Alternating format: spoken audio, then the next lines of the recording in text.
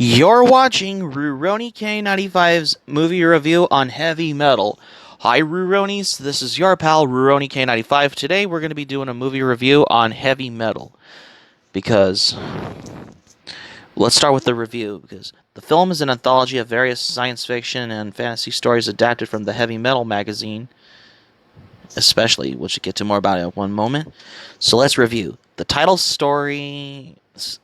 sequence story opens with a space shuttle orbiting the Earth. The bay doors open, releasing a Corvette. An astronaut seated in the car then begins descending through the Earth's atmosphere, landing in a desert canyon.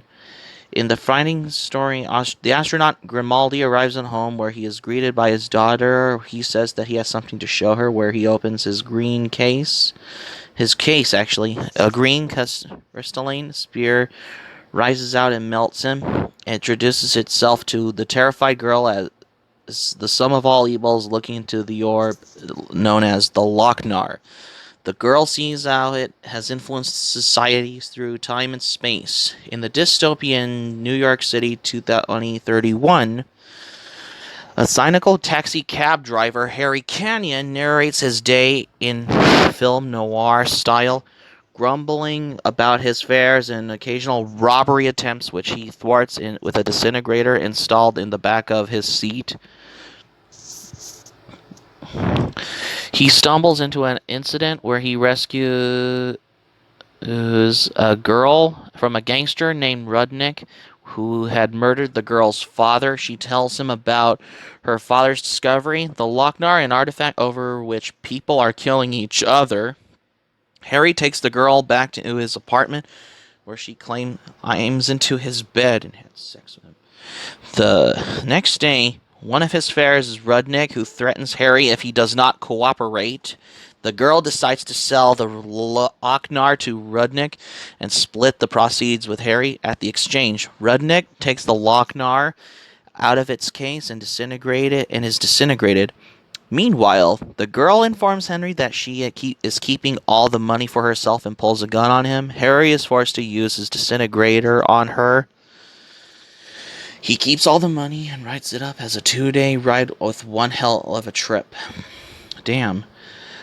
Okay, so the den sequence. A nerdy teenager finds a green meteorite near his house and puts it on his rock collection. During a lightning experiment, the hurls the boy into the world of Neverwhere, where he transforms into a naked, bald-headed, muscular man called Den, an acronym for his Earth name, David Elise Norman. After getting a nearby flag around him to keep anyone from seeing his door hanging around, Den witnesses a strange ritual, rescuing a nubile, young topless woman who is about to sacrifice to the Otholic. Reaching safety, she introduces herself as Catherine Wells from the British colony of Gibraltar, while she demonstrates her gratitude with sexual favors, they are interrupted by the minions of Ard, an immortal man who wants to obtain the Lochnar for herself. He orders Den to get the Lochnar from the Queen, who performed the ritual. Den agrees to infiltrate the place, but is promptly caught by the Queen, who offers Lincini if he had made love with her, as usual. Well, he complies thereby distracting the Queen. While raiding, the party steals the Lochnar. Den escapes and races back to rescue Catherine from Ard, recreating the lightning incident that drew him into No Everywhere. He is able to banish the Ard and the Queen. Den's voiceover has him suspecting that they were teleported to his mom's house, and she will be surprised, refusing the opportunity to take the Lochnar for himself. Den rides with Catherine into the sunset, content to remain in Everywhere. As for the Lochnar, it rises into the sky and lands on a space station where it was picked up by someone. On a space station, a crooked space captain named Lincoln F. Stern is on a trial for numerous serious charges presented by the prosecutor. Especially, he consisting of 12 counts of murder in the first degree, 14 counts of armed theft of Federation property, 22 counts of piracy in high space, 18 counts of fraud, 37 counts of rape, and one moving violation pleading not guilty. Against the advice of his lawyer, Charlie, Stern explains that he expects to be acquitted because he had bribed a witness named Hanover Fist. Fist takes the stand upon being called by the prosecutor, but his perjury is subverted when the Lochnar, now the size of a marble, causes him to blur out highly incriminating statements about Stern. Though whether or not any of them are true is unknown. Before changing him into a hulking, muscular form that chases Stern throughout the station, kind of like the Incredible Hulk, what Hanover Fist becomes, breaking through bulkheads and wreaking havoc. Eventually, he corners Stern, who gives him he promised payoff, and promptly shrinks back into his gangly original form. Stern opens a trapdoor under Fist, ejecting him into space. The Lochnar enters the Earth's atmosphere with Fist's flaming severed hand still clinging onto it. Oh, the Neverland sequence was cut, which we'll tell more about it later. A World War B-17 bomber nicknamed the Pacific Pearl makes a difficult bombing run with the heavy damage and casualties. The bomber limps home. The co-pilot goes back to check on the crew. Finding nothing but dead bodies, he notices the Lochnar trailing the plane, informing the pilot. He heads back to the cockpit when the Lochnar rams itself into the plane and reanimates the dead crew members as zombies. The co-pilot is killed while the pilot parachutes away in time. He lands in an island where he finds a graveyard of airplanes from various times, along with the wrecked airplanes, zombified airmen who surround him, stealing the horrified pilot's fate. Dr. Aronnax, a prominent scientist, arrives at the Pentagon in Washington, D.C. for a meeting regarding mysterious mutations that are plaguing the United States. At the meeting, the doctor tries to dismiss the occurrences when he sees the Lochnar in the locket of Gloria, a beautiful, buxom stenographer. He begins to behave erratically and attempts to sexually assault her. Damn. A colossal starship drills through the roof and abducts the doctor and, by accident, Gloria.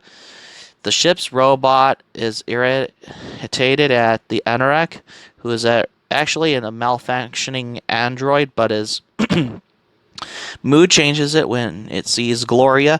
With the help of the ship's alien pilot Edsel and co-pilot Zeke, who is voiced by Harold Ramis from Ghostbusters, the robot convinces Gloria to stay on board and have robot sex, albeit off screen. Meanwhile, Edsel and Zeke snort a massive amount of powdered drug called Plutonian Nyborg before flying home, zoning out of on the cosmos too intoxicated to fly straight. They crash land unharmed in a huge space station.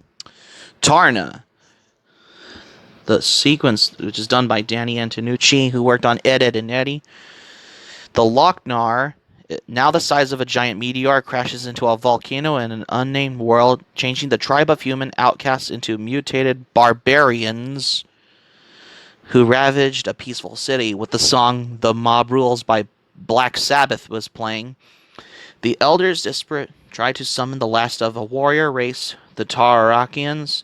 Tarna, a strong, beautiful, and mute Tarakian warrior maiden, answers the call, but was summoned too late to stop the massacre, and resolves to avenge the city as well.